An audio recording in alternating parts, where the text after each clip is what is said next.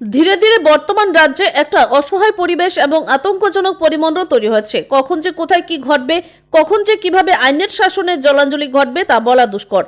ত্রিপুরা রাজ্যে আরও একবার গুলিবিদ্ধ হওয়ার ঘটনা সামনে এলো। এবার চাঞ্চল্যজনকভাবে 2 নাবালক গুলিবিদ্ধ হয়েছে। বর্তমানে গুলিবিদ্ধ 2 নাবালকের চিকিৎসা রাজধানীর জিবি হাসপাতালে চলছে।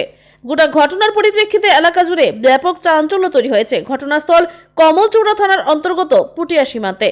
অসমর্থিত সূত্রের খবর পাচারের সময় বিএসএফ এর গুলিতে এই 2 নাবালক গুলিবিদ্ধ হয়।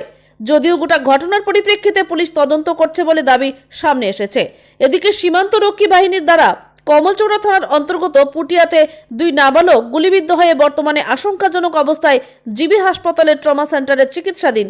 এই খবরে গোটা এলাকাসহ সন্নিহিত বিরাট এলাকা জুড়ে তীব্র উত্তেজনা ছড়িয়ে পড়েছে বলে জানা গেছে।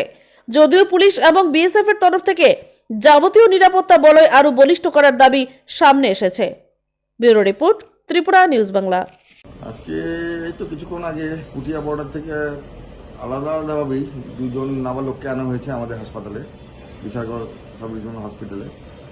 তো যেটা জানা গেছে, খবর পাওয়া গেছে যে ওদেরকে খুব সম্ভবত বিএসএফ ফায়ার করেছে।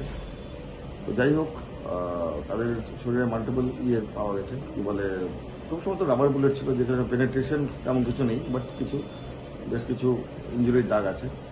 আমার অন ডিউটি মেডিকেল অফিসার যিনি ছিলেন, উনি দেখে ওদেরকে রেফার করে দিয়েছে জিএমসি। স্যার, মোট কতজন আহত হয়েছে? 2 জন এসেছিল, আলাদাভাবে 2টো ছেলে এসেছিল, 2জনই নাবালক, ঠিক আছে। এবং পরবর্তী সময় যদি জানতে পারলাম পুটিয়া বর্ডার থেকে এসছে ওরা, এবং খুব সম্ভবত ওই দিকে বোধ হয় তাদের অবস্থা কি কেমন আছে? এমনিতে ওরা স্টেবল আছে, কিন্তু যেহেতু এই ধরনের ইঞ্জুরি একটা সাসপেক্ট করা হয়েছে, তো ন্যাচারালি আমরা ওদেরকে রেফার করে দেওয়া হয়েছে এজেন্সি।